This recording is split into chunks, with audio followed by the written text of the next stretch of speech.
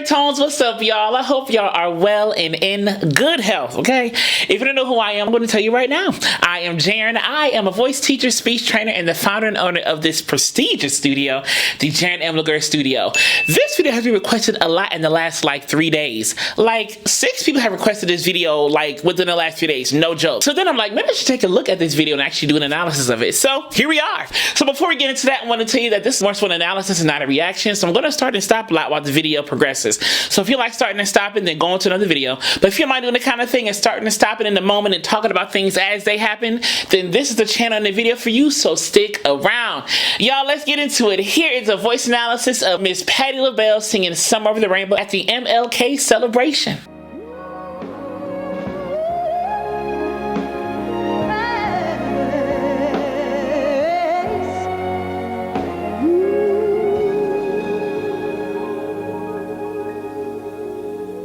Somewhere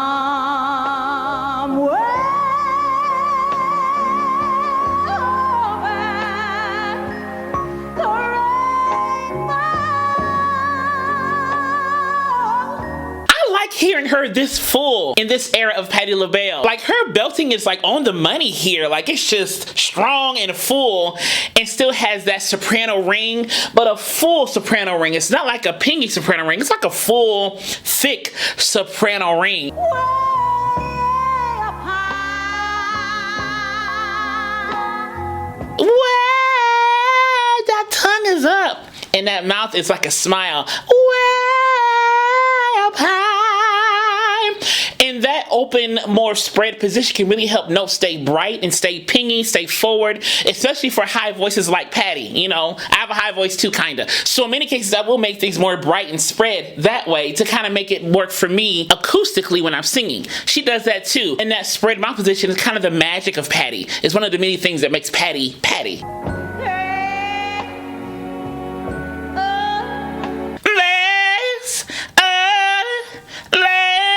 You hear that yodel flip that I'm doing right there, that kind of Each time I do her in the video, I'll talk about that yodel flip. And it's almost a free yodel flip. I don't feel like she necessarily wants to land on a specific note, so to speak. I feel like she kind of just flips up. There, she kind of just puts that texture in her voice when she sings. La. So then she gets that whiny sound on land. La. So that tongue is up. Land. Land with a little breathiness in there. Land that I heard of. Land. That I heard of was in a lullaby. In a lullaby. So she went from that whiny, twangy land that I had of once in a lullaby. So she kind of brought that larynx down, opened up the throat, the vocal tract, once in a lullaby, and even dropped the jaw and kind of lowered the pucker of the lips. Instead of here, here. Once in a lullaby.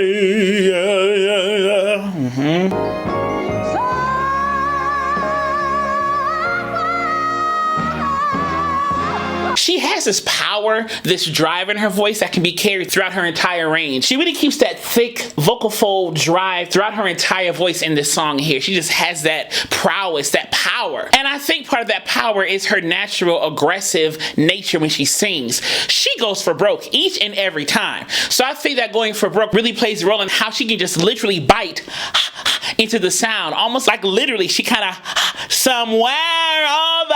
And you can see her mouth when she did that. Somewhere over. She right in there. She's so aggressive in the best way, vocally, articulatory wise, and of course on the stage. And I think that just plays into more of the magic of Patti.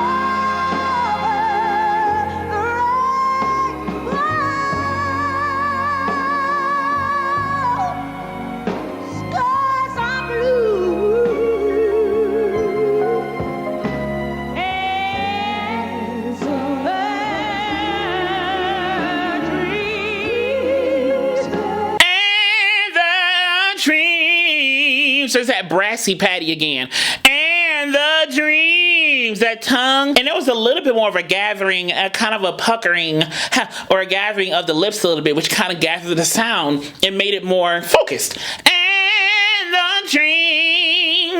she really plays with a lot of her vocal tracks. She just plays with all these sounds and again doesn't hold back and lets herself play, and so she can do all these different things with her voice, especially, you know, in this performance. That we dare to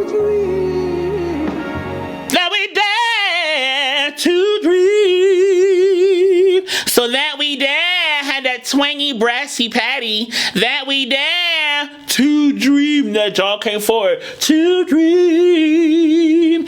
And she tilted the thyroid just a little bit, that cartilage. Dream, to sweeten up the sound. And then she kind of went to more like a headier, thinner fold place. To dream. So you see when I pull up the lips, it kind of bring my jaw forward to round out the sound in my mouth. Dream, instead of dream. That's what she did right there. Really do come true. Really do. You hear that whiny Patti? It's the whiny Patti, the brassy Patti. All these different versions of Patti. But the whiny Patti there. Really do. So she manipulated a vowel and repeated a phoneme, if you will, or a set of phonemes. And she kind of raised the larynx a little bit. Come true. So she kind of had that whiny, raised larynx, twangy. Come true. And then brought it back down, open and wider when she did come true. Someday I wish upon a star and wake up when the clouds are far behind me. So far. One day I wish upon a star and wake up where the clouds are far. So there was no R. She had no R phoneme in her sound. It was very lessened or it was not there at all. Someday I wish upon a star and wake up where the clouds are far. Even in where, it wasn't where, it was where, yeah. You can always see her teeth when she sings. And wake up where the clouds are far behind. Yeah, you can really see her teeth. And she keeps that smile most of the time that she sings, unless she's singing like a ooh or something, or you know, something changes. But most of the time, generally, she's gonna have the teeth showing, and she's gonna be here when she's singing. Troubles may be tough, like lemon drops, way upon the chimney tops. You can hear the soft palate drop a little bit more here. When troubles smell like lemon drops, way above the chimney tops, that's where. So you see how I dropped the soft palate and the sound kind of got a little more nasal and a little more muted, if you will. Almost like some of the ping left. That's kind of what happened then when she did that. Some of the spark left, but the spark comes back in at will, of course. So she really is doing this on purpose. It's very intentional, very stylistic, very intentional.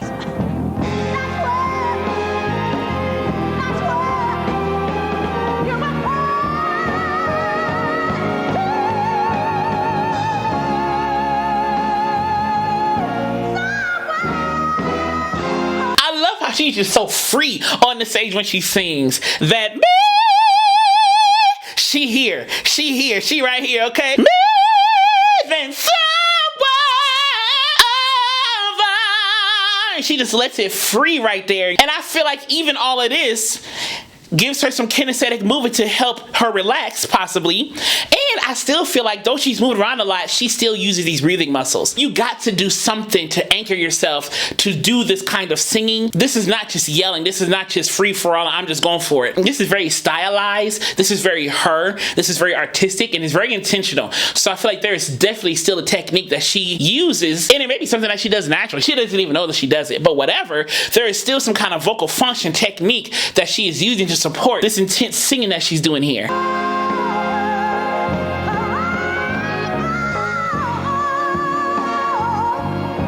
If that little texture on Rainbow was intentional, but I loved hearing that little undertone texture. It was kind of like a little, almost like a little grit. But like I said, I don't know if that was an intentional grit, but I like that texture in that moment right there. And sometimes when we're belting like this or kind of singing super hard, sometimes that grit comes in naturally because we're really compressing things in here and really holding things and and really working. So sometimes that grit may come in naturally as a result of kind of just the press and the intensity that we're doing when we're singing stuff like this. I'm gonna tell you a quick story. Years ago, I had to sing this version of the song at a show, and they wanted me to do a Patti version of Somewhere Over the Rainbow. So you may not know this about me, like just see me on camera, things like that, talking about the voice, because I'm a little more professional here, if you will.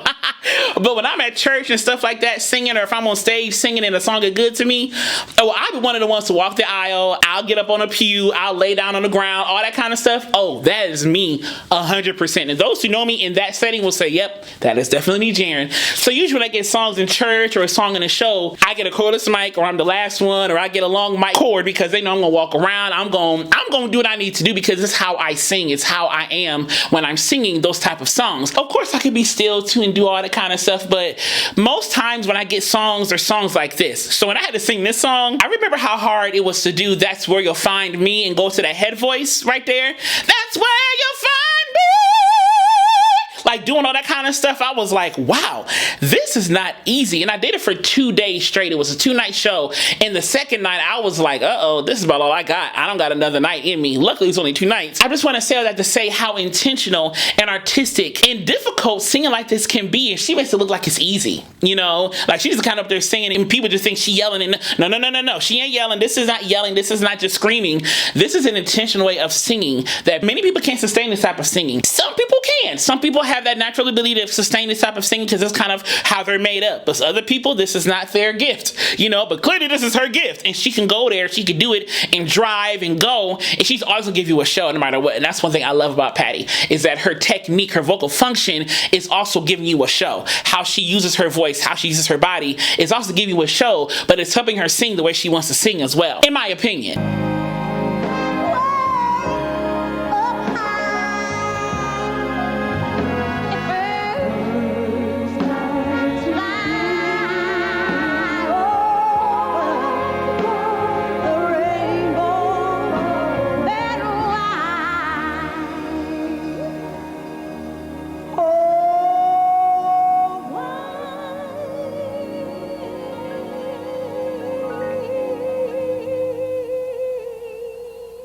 She did kind of like a vocal emphasis, is what I call it, a vocal emphasis. Why? So she's re-emphasizing that note by doing a frequency dip, or like a pitch dip, like a pitch press, or like a pitch drop. And also, I want to say how much control you have to be this advantageous and still have sophistication. Like she's going for it. She went up on that bridge and went big, but then brought it back. That is control. And again, not many people possess this level of control to be able to handle a song like this, so you want to handle it. Some people, when they get to the big stuff, they just go big and start screaming and stuff. But she has found a way where she can go big, but then bring it back and have the audience in the palm of her hand. And she always does. We be so ready for this song when she's singing, no matter what. We are always ready for this song because we know what she gonna do with the song each and every time. I just applaud her for being able to have so much control and wrangle in the song and do it the way she wants to do it. Whether it's I'm gonna go big, I'm gonna go little, I'm gonna do both, I'm gonna do that. Whatever she wants to do, she's able to do because she has control over the song.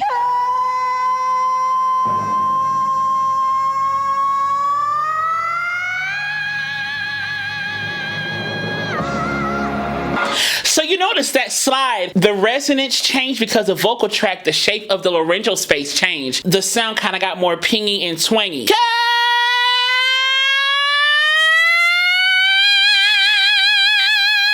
You see how that happens when I do that? And also my mouth shape changed. It kind of got more forward and brighter. My smile got much bigger. And I got way more twangy and way more forward, or in the mask, as some people say, as it went high right there. That's what she did right there. She went right there into that mask when she did that slide right there.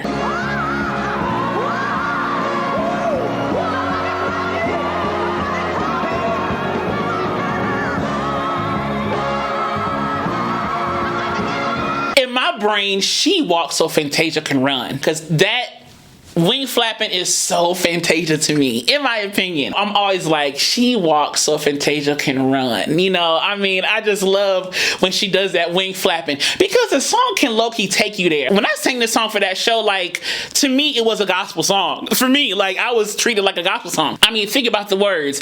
If birds can fly over the rainbow, why can't I? If God cares so much about the birds in the sky, how much more does he care about me? If the birds can fly freely, why can't I be free? Now, whew, come on. Now, that got good to me. So if the birds can fly freely, not worry about a thing, how much more free can I be? Come on. Come on, man. Woo-hoo.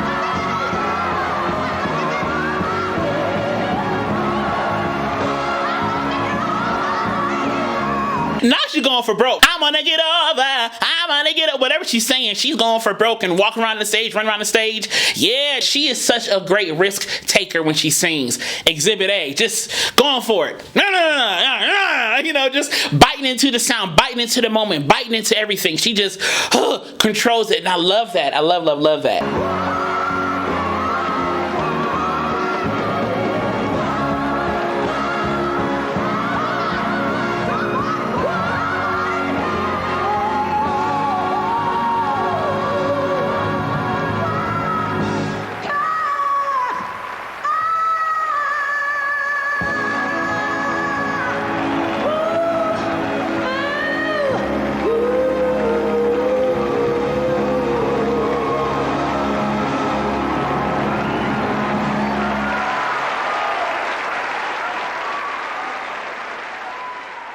If you enjoyed this analysis, click subscribe down below. Then click the alert button next to it so you know when the next video is posted. And as I will always continue to say to you, be vocally bold, creative, and aware, but most of all, be vocally you. All right, y'all. I love y'all, and I will see y'all soon.